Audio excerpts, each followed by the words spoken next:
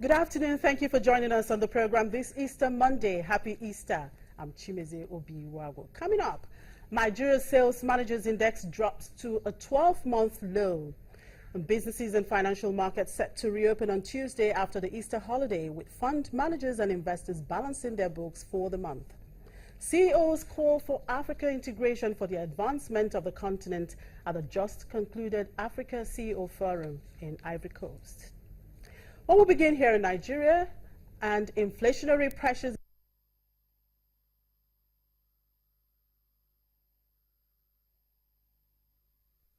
A new set of data released today by the London-based World Economics shows Nigeria's Business Confidence Index down for the 7th consecutive month, reaching the lowest level in a year.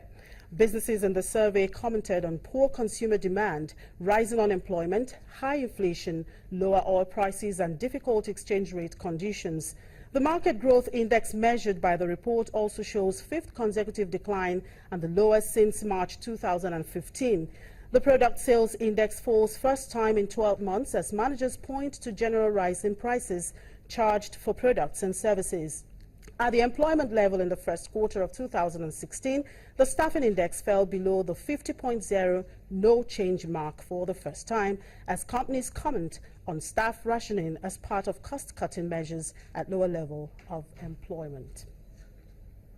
Now, the new business week and the final one in the month of March is kicking off with the Easter Monday holiday.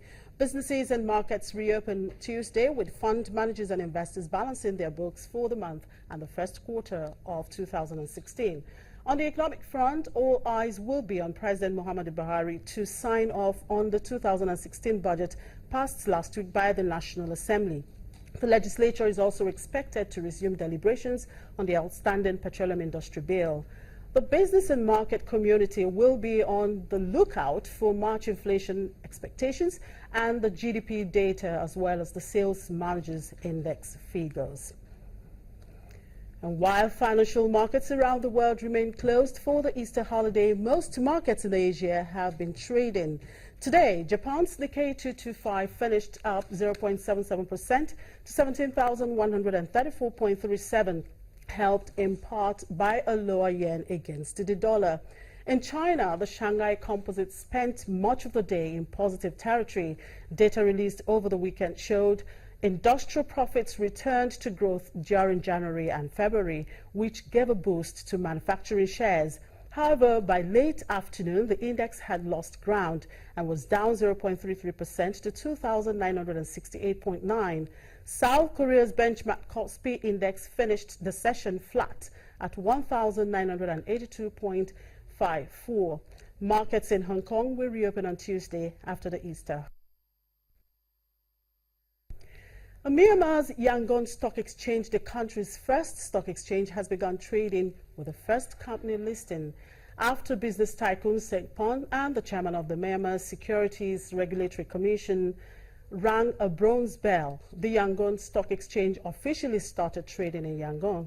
First Myanmar Investment Corporation is the only listed company that made its stock debut. The company's stock rose 19% from a base price of 26,000 kyats to a daily limit of 31,000 kyats within 1 hour on Friday.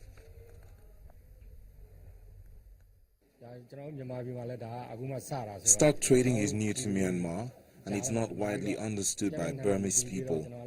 I just came here to get a basic understanding of it, and then I will try some stocks depending on my financial situation. The capital market can boost the development of Burmese enterprises, enable them to raise funds, make investments quick and easy. With enough funding, it will be much easier for companies to develop, and it is a new way for ordinary people to make investments. And the net profit of PetroChina Corporation Limited, China's biggest oil and gas producer, shrank 66.9% to 35.52 billion yuan in 2015, making the worst performance in 16 years. In its annual report filed with the Shanghai Stock Exchange, the company said its total revenues of about 1.73 trillion yuan last year dropped 24.4% from a year ago. The company attributed its profit shrinkage to the sluggish global oil market and fallen oil and gas prices in the domestic market. PetroChina board chairman predicted that the oil prices would rebound to around $40 to $50 per barrel this year and reach $60 to $80 by 2020. And now, how much do you patronize made in Nigerian products, and why must you patronize them? We'll discuss that after the break. Do stay with us.